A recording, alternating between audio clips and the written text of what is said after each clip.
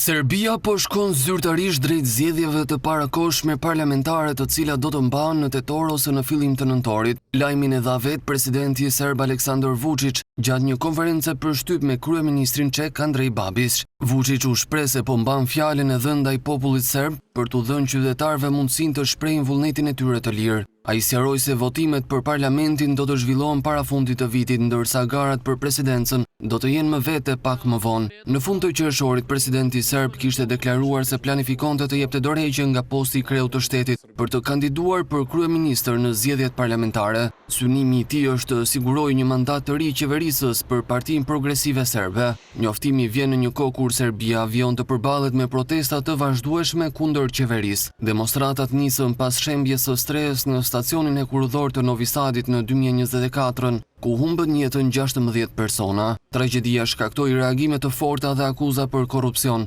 mungesë transparence dhe dobësim të institucioneve. Prej më shumë se një viti, studentë, qytetarë dhe organizata të shoqërisë civile kërkojnë përgjegjësi politike, reforma dhe mbajtjen e zgjedhjeve të parakohshme.